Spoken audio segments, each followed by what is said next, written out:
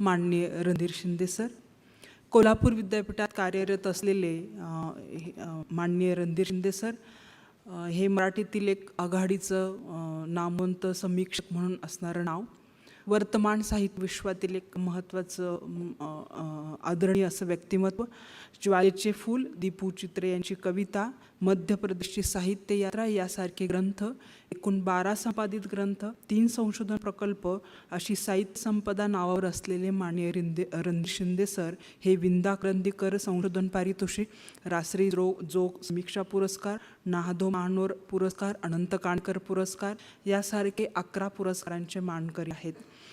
सरांनी साहित्य परिषदांमध्ये बीजभाषणे आणि भालचंद्र नेमाडे, श्याम मनोहर, चंद्रकांत पाटील, गोमा पवार यासारख्या महत्त्वाच्या साहित्यिक मान्यवरांच्या मुलाखती देखील घेतलेल्या आहेत. तसेच संशोधन पत्रिका, ग्रंथ, वर्तमानपत्र, संपादित ग्रंथ यामधून जवळजवळ 150च्या वर संशोधन लेख प्रकाशित झाले आहेत. अशा साहित्यिक कर्तृत्वाने श्रीमंत असलेल्या माननीय रणधीर शिंदे सर यांना मी विनंती करते की त्यांनी 5/16 71 ते 21 या विषयावर आपली मांडणी करावी. माननीय रणधीर शिंदे सर. सर्वांना रमेश नमस्कार. रारम मोराडे यांच्या 5/16 या कादंबरीला 50 वर्षे पूर्ण होत आहेत. या निमित्तानं एक शहर त्यांच्या कादंबरीचा गौरव इतक्या आनंदाने आणि वैभवशाली परंपरेनं करतात, त्याचा माझ्यासह आपण सर्वांना आनंदच आहे. आदरणीय रारम मोराडे, माझ्या या सत्रातील सन्मित्र नितीन आणि दत्ता, कौतिकराव ठाले पाटील, भारत सासने, अंकुशराव कदम, बाबा भांड, शक्य मॅडम, प्रशांत पवार, ज्यांचा सत्कार झाला ते सर्व सन्मित लेखक आणि आपण सर्व सुज्ञ जन हो. एका मराठीतल्या महत्त्वाच्या कादंबरी निमित्तानं चर्चा आणि काही उपक्रम या दिवसभरामध्ये होत आहेत. मी अचानक परवाच्या दिवशी या कार्यक्रमाला येणार नव्हतो, माझी तब्येत खूप बरी नसल्यामुळं, परंतु संयोजक इतके कल्पक असतील असं मला वाटलं नव्हतं. कैलास यांनी मला असं सांगितलं की तुम्ही तब्येतीची कोणतीही काळजी करू नका, कारण हा कार्यक्रम ज्या परिसरामध्ये तो सगळा डॉक्टरांचा परिसर आहे, तुम्हाला काहीही झालं ते तुम्हाला उभं केलं जाईल. तर इतका औदार्य ह्या सन्मित्रांनी दाखवलं. निलेशला मी खूप दिवसांपूर्वी येतो म्हणालो, त्यामुळे आलो, अर्थात 5/16च्या प्रेमापोटी. आणि या शहरानं मला सेमिनारचा चर्चेचा नाद लावला, ते गोमा पवार आणि कौतिकराव ठाले पाटील या सर्वांच्यामुळं मी अचानक या कार्यक्रमाला आलो. आपलं सामाजिक जीवन, सांस्कृतिक जीवन, राजकीय जीवन फार ध्रुवीकरणाच्या आणि अस्मितांच्या राहुट्यामध्ये वेढलेलं गेलेलं आहे. ठाले पाटलांच्या सकाळी भाषणामध्ये आपण ऐकलं असेल की सांस्कृतिक जीवनाविषयी फारशी कोणालाही आस्था राहिलेली नाही, सर्व काही ओके आहे, अशा आपण आविर्भावामध्ये वावरत आहोत. आणि एका दिशाहीन आणि संभ्रमाच्या काळामध्ये वावरत असताना मराठीतल्या एका महत्त्वाच्या साहित्यकृतीबद्दल गेल्या 50 वर्षामध्ये तिचं मराठी संस्कृतीनं वाचन कशा पद्धतीने केलं, अपवाचन कशा पद्धतीने केलं आणि पुनर्वाचन कशा पद्धतीने केलं, असे एक सूत्र मी स्वतः केलं. आणि कादंबरीपेक्षा गेल्या वर्षीच्या मौज दिवाळी अंकामध्ये मी 5/16वरती लिहिलं होतं, पण आपण नितीन आणि आम्ही तिघांनी चर्चा केली होती की काही सूत्र आपण हे करावी. आणि गेल्या 50 वर्षामध्ये मराठी समीक्षेनं, मराठी वाङ्मयीन पर्यावरणानं 5/16कडं कसं पाहिलं, 5/16चं कसं आकलन म्हणलं किंवा त्याचं कसं मूल्यमापन केलं, कोणत्या शक्यता या कादंबरीच्या मराठी संस्कृतीनं मांडल्या गेल्या याच्या संबंधी काही मापन करावं असं मला वाटलं. यशवंतराव चव्हाण प्रतिष्ठान, मराठवाडा साहित्य परिषद, मराठी विभाग, डॉक्टर बाबासाहेब आंबेडकर मराठवाडा विद्यापीठ आणि अभ्युदय फाउंडेशन या संयुक्त संस्थांच्या वतीनं हा दिवसभराचा कार्यक्रम आयोजित केला जात आहे. 5/16च्या आज दाखल 12 आवृत्त्या प्रकाशित झालेल्या आहेत. इंग्रजीमध्ये सुधाकर मराठी यांनी त्याचं भाषांतर केलं असेल आणि ते भाषांतर मी NBDनं काढलेलं पाहिलं की पार्वतीचं जे निवेदन आहे, ते डायलेक्टिक आहे, हे अनुवाद रूपानं करणं किती जोखीम, कन्नडमध्ये असेल किंवा इंग्रजीमध्ये असेल किंवा अन्य कोणत्याही भाषामध्ये असेल. हा बोलीचा लहेजा किंवा तिचं त्या बाईचं निवेदन आहे ते त्या परभाषेमध्ये नेणं किती कठीण असेल, ही देखील फार वेगळ्या अशा प्रकारची गोष्ट आहे. पण अन्य भाषांमध्ये देखील ही कादंबरी गेलेली आहे. आयुष्याच्या वेगळ्या टप्प्यांवरती या कादंबरीनं त्याचं एक अपिलिंग क्षेत्र, आव्हानक क्षेत्र प्रत्येकालाही आपलीशी वाटते.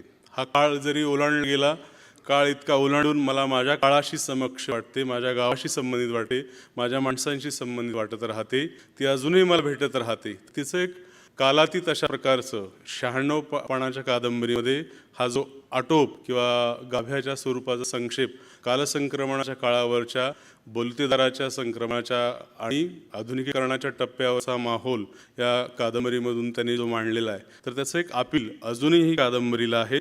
आपल्याकडं युरोपामध्ये ज्या प्रकारचे वाचकांचे सर्वे होत आहेत तसे सर्वे होत नाही.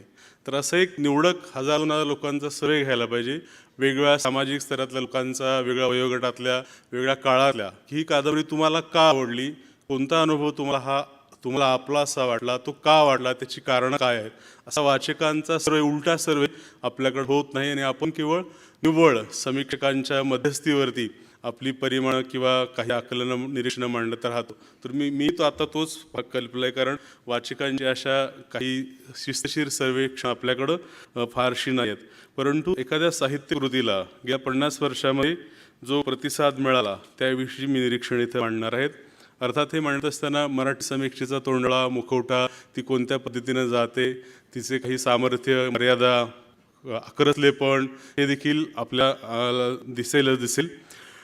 या काळामध्ये पाचोळावरती खूप लिहिलं गेलेलं आहे. एक त्यांच्या बोर्ड्यांच्या 2 वैशिष्ट्यांचा इथं उल्लेख मी करतो, की खूप कमी लेखकांच्याकडं आणि व्यक्तींकडं साहित्याविषयी, व्यक्तींविषयी एक उदार अशा प्रकारची, समंजस अशा उमद्या स्वरूपाची स्वीकारशीलता, औदार्यशीलता आणि स्वागतशीलता असते. आजही ते या वयात महाराष्ट्रातल्या कुठेही कानाकोपऱ्यातल्या एखाद्या नव्या मुलाचं पुस्तक स्वतः विकत घेऊन वाचून वाचक म्हणजे ठेवून देखील त्याला प्रतिक्रिया कळवतात, त्याच्यातल्या चांगल्या गोष्टी, मर्यादा ते आपण होऊन सांगत राहतात. तर हे एक साहित्याची जाणून घेण्याची एक निरंतर जिज्ञासा असते आणि ती आजही या वयात. नाहीतर बरेचसे लेखक साहित्यामध्ये की मी कमी वाचतो, निवडक वाचतो, हे त्यांचं भांडवल असतं. त्याच्या उलट्या ध्रुवावर बोराडी उभा आहेत आणि सर्व प्रकारचं वाचन, माझ्या वाचनाला कुठल्या प्रकारची कुंपणं नाहीत, या प्रकारची एक खुली स्वागतशीलता त्यांच्या व्यक्तिमत्वामध्ये आहे. आणि दुसरं, भूमिकांमधला सच्चेपणा. अगदी ग्रामीण साहित्याच्या चळवळीपासून आतापर्यंत वेळोवेळी आपल्या लेखनाबद्दल किंवा एकूण साहित्याबद्दल काही वेळा वादग्रस्त देखील बोलत आलेले आहेत, स्पष्ट बोलत आले, संमेलनाविषयी स्पष्ट बोलत आले आहेत. तर हा एक त्यांच्या बोलण्याला सच्चेपणा त्यांच्या संबंध दृष्टीमध्ये दिसतो. ग्रामीण साहित्याच्या आंतरविरोधाबद्दल आणि त्याच्या मर्यादांबद्दल देखील ते खूपदा स्पष्टपणे बोललेले आहेत. आणि आपल्या साहित्याबद्दल देखील एखाद्या समीक्षकाने अमुक एक मत मांडलं, प्रतिकूल मांडलं, अनुकूल मांडलं, त्याच्याबद्दल फार प्रेम आणि काही हे देखील ते मानत नाहीत. वाल कुलकर्णी यांनी समीक्षकांनी काय लिहिले याकडे लक्ष देऊ नका असा सल्ला त्यांना दिला होता आणि त्याची आठवण ते करून देतात आपल्याला दिसतात. सकाळी ठाले पाटील सरांनी एक उल्लेख केला चांगला फार, की मराठवाड्यानं आणि मराठवाडा साहित्य परिषद आणि प्रतिष्ठान यांनी बोराडे यांच्या साहित्याला आणि पाचोळ्याला सातत्यानं एक चांगल्या प्रकारचं विचारपीठ उपलब्ध करून दिलं होतं, ज्याचा उल्लेख त्याने केला. मी मुद्दामून तो वृत्तांत पाहिला. 1 आणि 2 जानेवारी 1972 साली शासकीय विद्यानिकेतन सभागृहात पाचोळा आणि गोतावळा या 2 कादंबऱ्यांवरची चर्चा झाली होती आणि वाल कुलकर्णी यांच्या नेतृत्वाखाली ती चर्चा झाली होती. अशोक केळकर, आनंद यादव, गंगाधर पाटील, प्रल्हाद वडेर, गोमा पवार, शशी भावे, अवा कुलकर्णी, रारम मोराडे आणि वाल कुलकर्णी अशी चांगली मंडळी अभ्यास, म्हणजे तो काळ चर्चासत्रांचा, माहोलांचा कशा प्रकारचा होता. आणि निबंध वाचले गेले त्याच्यामध्ये. त्या समारंभाला कुलगुरू त्यावेळेचे प्राचार्य RP नाथ उपस्थित होते आणि त्यांनी समारंभामध्ये भाषण केलं होतं. आणि दुसऱ्या दिवशी अभ्यासकांना त्यांनी चहा आणि अल्पोपहार दिला होता. अर्थात असे कुलगुरू त्या काळातले होते, आत्ताचे नव्हेत. आणि विद्यापीठानं 500 रुपयाचं मानधन या कार्यक्रमासाठी दिलं होतं. तर ही देखील पाचोळ्याच्या आणि गोतावळ्याच्या दृष्टीनं मला महत्त्वाची गोष्ट वाटली गेली. प्रतिष्ठानं सातत्यानं वाङ्मयीन संस्कृतीमध्ये आपला प्रादेशिक किंवा परिघावर असा एक ठसा कायम म्हणून एक व्यापक भूमिकेतून वाङ्मयीन संस्कृतीचं बलवर्धन व्हावं अशी भूमिका कायम घेतलेली आहे. त्यांनी या पद्धतीचं लेखन प्रकाशित केलं. म्हणजे बोराडे यांच्या साहित्यावरती 2 वेळा, म्हणजे 72 साली विशेषांक स्वरूपामध्ये आणि नंतर 97 साली त्यांच्या साहित्यावर 2 दिवसाचं चर्चासत्र आणि आता परत आसाराम लोंढेंनी गेल्या वर्षी एक विशेष विभाग पाचोळ्यावरती किंवा बोराडे यांच्या साहित्यावरती केला गेलेला दिसतो. प्रतिष्ठानं म्हणजे आगरकरांच्यापासून, अरुण कोल्हटकरांच्यापासून, महानोरांच्यापासून अशा लेखकांच्यावरती विशेषांक काढणं हे महाराष्ट्रातल्या अनेक कोणत्याही वाङ्मयीन नियतकालिकानं गोष्ट केली नाही. आपल्या भूगोलाच्या किंवा आपल्या जाणीवांच्या मर्यादा ओलांडून वाङ्मयीन भाषा संस्कृतीविषयी अशा प्रकारची कृती कोणत्याही वाङ्मयीन संस्थेनं आणि नियतकालिकाने केल्याची आवर्जून मी उल्लेख करतो, कारण बोराडे यांच्या साहित्यासंबंधी सातत्यानं प्रतिष्ठानमधून लेखन आलेलं आपल्याला दिसेल. दुसरी एक बाबकी बोराडे यांच्या लेखनावर जी संपादनं झाली ती अतिशय सामान्य स्वरूपाची असं खेदानं म्हणावं असं वाटतं. एक शिवारातला शब्दशिल्पकार आणि दुसरं घर शिवार ही दोन संपादनं. एक संपादन कोल्हापूरच्या गादीवर असणाऱ्या केलं, त्यांच्याविषयी आदर आहे मला, आणि एक दुसरं पंढरपूरकरांनी केलं. परंतु गुणवर्णन, आस्वादपरता, वस्तुनिष्ठतेचा अभाव आहे, चिकित्सा नाही आहे, आणि ज्याला आपण हे सगळी मंडळी एकेकाळच्या ग्रामीण तथाकथित आणि छबिन्यांच्या मोठ्या माहोलामध्ये रममाण झाली होती. बाहेर काय घडतंय, किती ज्ञानशाखांचा उदय होतोय, आपण ज्या लेखकावरती संपादन करतो अशी कोणतीही संपादन दृष्टी या मंडळाला नव्हती, आणि त्यामुळे या संपादनाचं स्वरूप हे अत्यंत मर्यादित, अत्यंत त्रोटक अशा स्वरूपाचं आणि आस्वादपर स्वरूपाचं, गुणवर्णन स्वरूपाचं झालं. त्यामुळं मोठा लेखक कशा पद्धतीनं सीमित केला जाऊ शकतो याची उत्तम उदाहरणं म्हणून या संपादनाकडे पाहू शकतो. दुसरं, मराठवाड्यामध्ये ज्या पद्धतीची गौरवग्रंथांची परंपरा मोठ्या प्रमाणामध्ये निर्माण झाली, एक इतका 800,000 पानांचा गौरवग्रंथ पाहिला की छाती दबकते. प्लेटो, ॲरिस्टॉटल असलं तर काय त्यांना वाटलं असतं, इतकं महत् कार्य या गौरवग्रंथाने मराठवाड्यामधल्या केलं आपल्याला दिसतं. दुसरा एक चांगला ग्रंथ 5 आणि 10 समीक्षक नागनाथ कोत्तापल्ले यांनी संपादित केला. त्याच्यामध्ये लेख चांगले आहेत, परंतु इथेही कोत्तापल्ले सरांनी 30-35 पानामध्ये ग्रामीण साहित्याची परंपरा बळीबा पाटीलपासून महात्मा फुलेंच्यापासून 80पर्यंत सांगितलं, आणि जिथं पाचोळाबद्दल बोलायचं आहे त्याबद्दल ते काहीही बोललेले नाहीत. बळीबा पाटीलबद्दल 3 पानं लिहित आहेत, मला वाटतं आत्ता तर लिहितील, पण पाचोळाबद्दल त्यांनी काहीही लिहिलेलं नाही. ज्याला पठारे फडतळातल्या लेखकांच्याबद्दल बऱ्याच समीक्षक लिहित राहतात, तसं त्यांनी देखील आधीचीच सगळी परंपरा आणि इतक्या दीर्घ पद्धतीनं सांगितली गेलेली आहे, तर त्याचंही मला फार समाधान वाटलं. मात्र या ग्रंथामध्ये काही चांगले लेख समाविष्ट केलेले आहेत. पाचोळ्याच्या संबंधी आपल्याकडे वाङ्मयीन संस्कृतीबद्दल खूप मतप्रवाह दिसतात. एक ती मौज स्कूलनं प्रकाशित केली, त्यामुळं परिवर्तनवादी किंवा पर्यायी समांतर लिटल मॅगझिनमध्ये लोकांनी त्याच्यावरती एक नाखुशीची भावना दिसते की मौजनं साहित्य छापणं हे काही जणू अवगुण आहे अशा प्रकारच्या धारणेतून त्याच्याकडे पाहायला घेतलं. परंतु मध्यंतरी मी एक सूची पाहिली मौजेची. मौजीला ह्या 100 वर्ष पूर्ण होत आहेत. 21 कादंबऱ्या, आणि याच्यामध्ये एक 10-15 कादंबरीकार हे ग्रामीण कादंबरीकार आहेत. जगदीश कमल देसाई, शांता शेळकेपासून मोहन पाटील, कृष्णात खोत, विजय जाधव, कमल देसाई आणि शांता गोखले या काही नागर जीवनातल्या आहेत. परंतु मराठी कादंबरीला नवं काही देऊ पाहणाऱ्या ज्या कादंबऱ्या त्या मौजमधून प्रकाशित झाल्या, आणि दुसऱ्या बाजूला मौजमधून छापून येणं हे काहीतरी अपधर्म आहे, ही चूक आहे, हा अवगुण आहे, अशा प्रकारच्या धारणेतून आपण त्याच्याकडे पाहतो. पाचोळ्याच्या निमित्तानं ही कथा आहे, दीर्घकथा आहे, कादंबरी यासंबंधी चर्चा झाली. काही मंडळींनी ही ग्रामीण कादंबरी नव्हे असा आक्षेप देखील घेतला गेला, आणि पार्वतीच्या निवेदनाबद्दल ते अंतर्मुख स्वरूपाचं आहे, ते एकेरी स्वरूपाचं आहे, 1 डायमेन्शनचं आहे, मल्टी डायमेन्शनचं नाही, असे देखील आक्षेप घेतले गेलेले दिसतील. मला स्वतःला काही लेख पाचोळ्यासंबंधी जे चांगले वाटले त्याचा इथं उल्लेख करतो. एक 3-4 लेखांचा जाणीवपूर्वक यावा वडसकरांचा पाचोळ्यातील संघर्षाचं स्वरूप असा एक लेख आहे. एका व्यापक सामाजिक सांस्कृतिक परिप्रेक्षामध्ये पाचोळ्याचं वाचन त्याने केलं, आणि त्यांच्या या लेखामध्ये मार्क्सवादी दृष्टीचा अप्रोच आहे दिसतो. पाचोळा मार्क्सवादी दृष्टिकोनातून त्यांनी समजून घेतलेला आहे. सरंजामी व्यवस्था आणि गंगारामचं बंड हे सरंजामी मूल्यव्यवस्थेविरुद्धचं बंड आहे, मात्र ते नेनेवेच्या पातळीवरचं, ते कृतीच्या पातळीवरचं, ॲक्शनच्या पातळीवरचं नाही आहे. आणि या शोकांतिकेचा उदय गंगारामच्या अस्मिता मागणी काय, त्याची एक मूल्यसरणी, त्याचं एक मागणं या सरंजामी व्यवस्थेमध्ये. तर हा संघर्ष पाचोळ्यामध्ये त्यांना दिसतो. अगदी तानीच्या वाटीमध्ये दूध मागण्यामध्ये देखील त्यांना श्रमिकांच्या भुकेचं चित्र दिसतो. पोटाचा प्रश्न हा मूलभूत प्रश्न आहे, आणि हा वर्गीय संघर्ष आहे, आणि तो पाचोळ्यामधून आलेला दिसतो. पाचोळ्यातलं युद्ध हे मुख्यत्वे समाजावर नियंत्रण गाजवणारी बलिष्ठ शक्ती आणि दुबळा श्रमिक वर्ग यांच्यातल्या वर्गीय संघर्षाचं स्वरूप आहे, असं एक इंटरप्रिटेशन वडसकरांनी केलं होतं. दुसरा लेख गुमा पवार यांचा, तोही प्रतिष्ठानमध्ये आला, की एक सामान्य माणसाची शोकांतिका म्हणून त्यांनी पाहिलेला आहे. हा आरंभ काळातला आहे, म्हणजे कादंबरी प्रकाशित झालेल्या पहिल्याच वर्षातला हा लेख आहे. एका व्यापक परिप्रेक्षामध्ये कादंबरीतलं ग्रामीणत्व कोणत्या प्रकारचं आहे, ही सामान्य माणसांची शोकांतिका कशा प्रकारची आहे, आणि वेगळ्या प्रकारच्या तानचित्रांचं चित्र पाचोळ्यामध्ये कशा पद्धतीनं आलं आहे. मानवी जीवनातल्या मूलभूत समस्यांचं कलात्मक पातळीवरचं चित्रण पाचोळ्यामध्ये आलेलं दिसतं. एका प्रचंड शक्तीबरोबर एका दुबळ्या समान अशा लढा, परंतु मूल्यहीन परंतु बलाढ्य अशा शक्तीशी लढणाऱ्या दुबळ्याचा विनाश हा अपरिहार्यपणे असाच होणार, अशी एक शोकात्मक जाणीव या कादंबरीमधून प्रकट झालेली आहे. आणि विविध प्रकारचे ताण आहेत. अदृश्य गरड असेल आणि गंगाराम असेल, पती आणि गंगाराम आणि पार्वती असेल, किंवा भाना आणि गंगाराम असेल. तर एक छोटंसं निरीक्षण देखील, वास्तविक याचा मानसशास्त्रीय देखील अभ्यास पण आपल्याकडे तसा झालेला नाही. त्यांनी एक सूचक केलेलं आहे की भाना हा पौगंड अवस्थेतला आहे आणि त्यातला पितृसत्तेचा आणि मुलाचा जो संघर्ष आहे आणि तो सुप्तपणानं कादंबरीमधून कशा पद्धतीनं आलेला आहे आणि त्याचा उद्रेक कशा पद्धतीनं झालेला दिसतो, त्याचं देखील निरीक्षण त्यांनी मांडलेलं आहे. आणि म्हणून ग्रामीणतेच्या कक्षा ओलांडून अवघड ही अर्थपूर्ण अशा जीवनानुभवाची कलाकृती म्हणून त्याचा निर्देश त्याने केला आहे. दुसरा एक लेख S.S. भोसले यांनी देखील वेगळ्या पद्धतीने या कादंबरीचं वाचन केलं. खेड्यापाड्यातल्या परंपरागत अशा व्यवसायांच्या दुर्दशेचं आणि त्यातून आल्या शोकात्मकेचं चित्रण पाचोळ्यामध्ये कशा प्रकारचं आहे.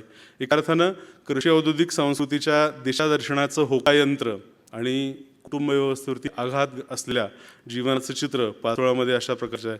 स्किल्ड आणि अनस्किल्ड, कौशल्य आणि अविकसित कौशल्य यातलं युद्ध, परंतु हे युद्ध पुढं अनस्किल्ड आणि अनसिस्टमॅटिक स्किल्ड याच्यातल्या संघर्षाचं स्वरूप या कादंबरीमध्ये कशा प्रकारचं आहे. एका बलुतेदारी व्यवस्थेचं नष्ट होणं आणि आधुनिकतेचा प्रवेश याच्यातल्या संक्रमण काळाचं चित्र पाचोळ्यामध्ये आलेलं दिसतं.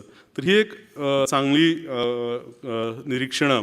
त्याचबरोबर काही रवींद्र किंबवणे देखील एका लेखात त्यांच्या कादंबरीबद्दल चांगल्या पद्धतीची निरीक्षण मांडली होती. दुसरा सकाळी भारत शासनेने फार सुंदर विचार त्यांच्या भाषणामध्ये मांडला की ज्याचा जाणीवपूर्वक, हेतुपूर्वक किंवा खाजगी चर्चांमध्ये देखील धग आणि पाचोळ्याच्या तुलनेचा, साम्याचा उल्लेख केला जातो. तर त्याचा चांगला फार परामर्श घेतला. अशा प्रकारची छाया, अशा प्रकारच्या सावल्या एकमेकांमध्ये खूप चांगल्या पद्धतीनं मिसळलेल्या असतात. ते स्थानिक भाषेपासून वैश्विक परभाषेपर्यंतच्या, आणि त्याची चांगलं विवेचन देखील त्यांनी केलं. गोतावळ आणि पाचोळा, त्याचबरोबर धग आणि पाचोळा याची काही तुलना झालेली दिसते. गोतावळ आणि पाचोळाची झाली ती आधुनिकीकरण, यांत्रिकीकरण आणि शहरीकरण आणि ग्रामीण या त्या द्वंद्वावस्थेसाठी तुलना झालेली दिसते. 72 साली प्रल्हाद वडेर आणि प्रभा गोनोरकर यांनी प्रतिष्ठानमध्ये 2 लेख लिहिले होते आणि त्यांनी या साम्याचं एक तोंड खुलं केलं होतं. मात्र हे करत असताना त्यांनी उलट भेदच किंवा त्यातलं विभिन्नत्व जास्त सांगितलेलं आहे. एक सारखेपणा त्यांनी सांगितलं आहे की शिंपी कुटुंबाची कहाणी आहे.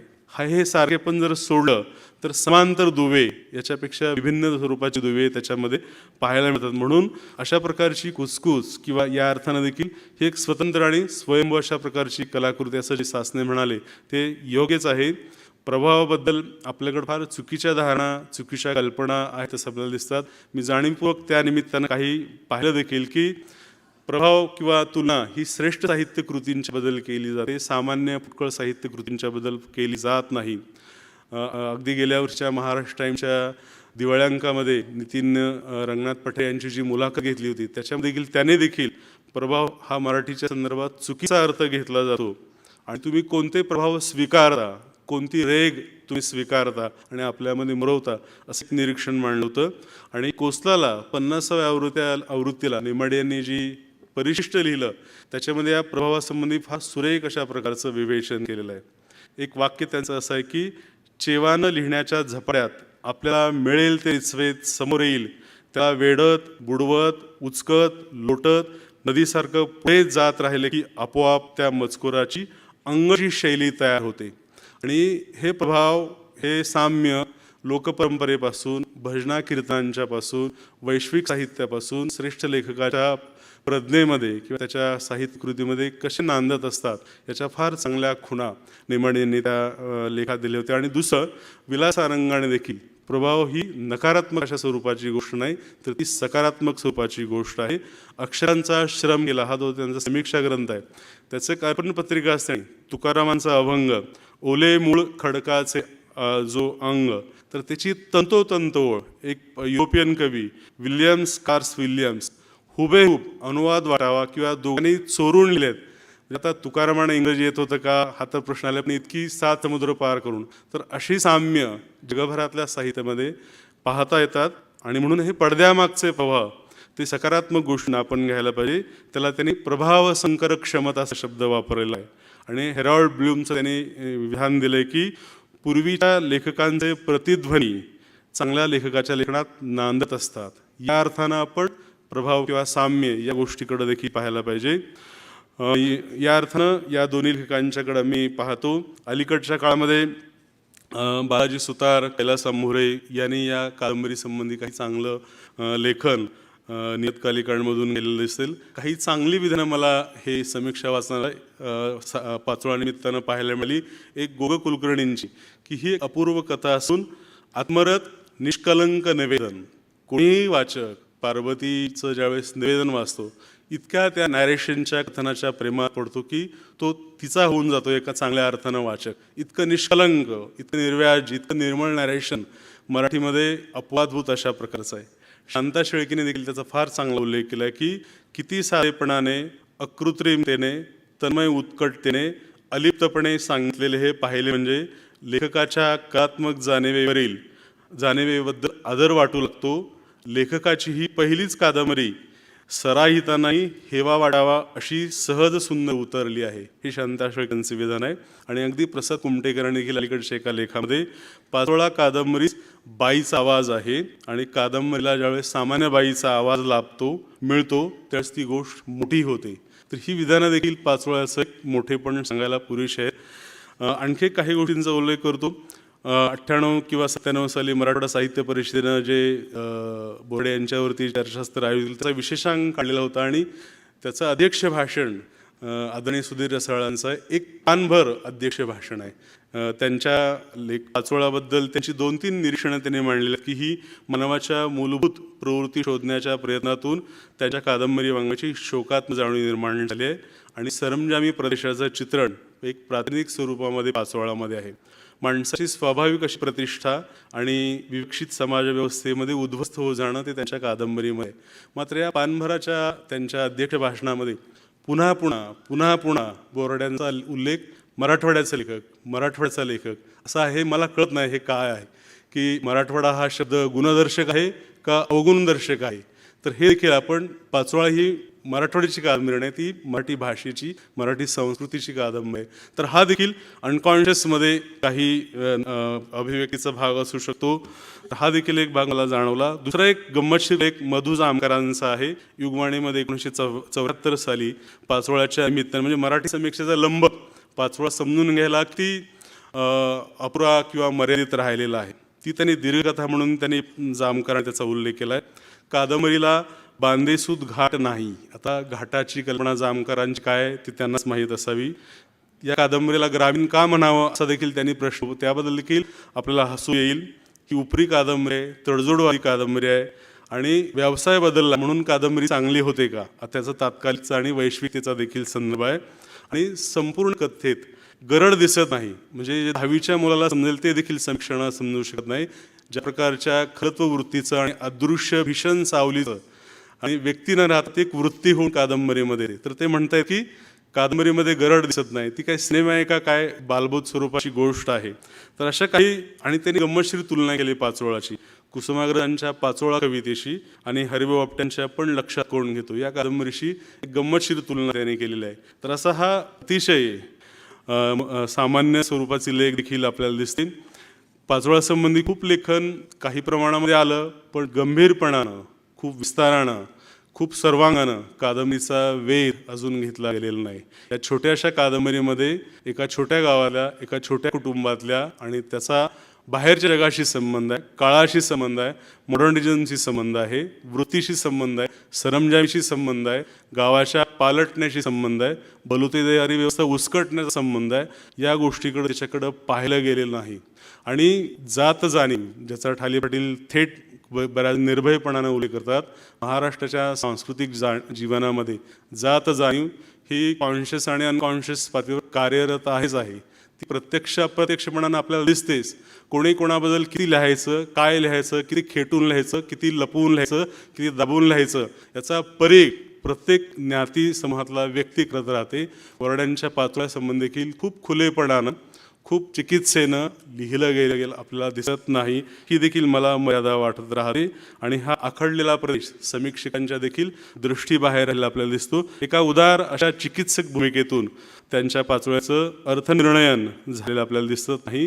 ग्रामरचना म्हणजे ग्रामीण साहित्य, दुसऱ्या बाजूला 80 नंतर ज्या वास्तववादाचा आणि देशीवादाचा एक मोठा हे झाला, त्या ट्रॅपमध्ये देखील या काळातल्या चांगल्या साहित्यकृती सापडल्या आणि त्याला साईड ट्रॅक देखील अशा साहित्यकृतीकडं केलं गेलं आपल्याला दिसेल. हा एक सांस्कृतिक एक रिॲक्शनचा भाग म्हणून देखील आपल्या सांस्कृतिक पर्यावरणामध्ये दिसतो. तर या कादंबरीच्या ग्रामरचना, समाजशास्त्रीय आणि सांस्कृतिक संबंधामध्ये अजून फारसं लेखन झालेलं नाही. शैलीशास्त्राचं हे बाईचं प्रदेशाचं कथन आहे आणि भारतीय बाईचं कथन आहे.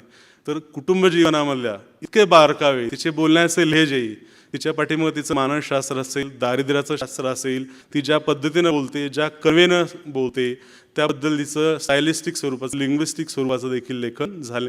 स्त्रीवादाच्या दृष्टीकोनातून देखील त्याचं इंटरप्रिटेशन होऊ शकतं, पण ते देखील आपल्याकडं झालेलं नाही. वाङ्मयीन फॉर्मच्या अंगानं देखील यासंबंधी लेखन झालं. याचा अर्थ मराठी समीक्षा ही ललित साहित्याच्या खूप माग आहे आणि त्याला काही अटकाव देखील आपल्याला दिसतात.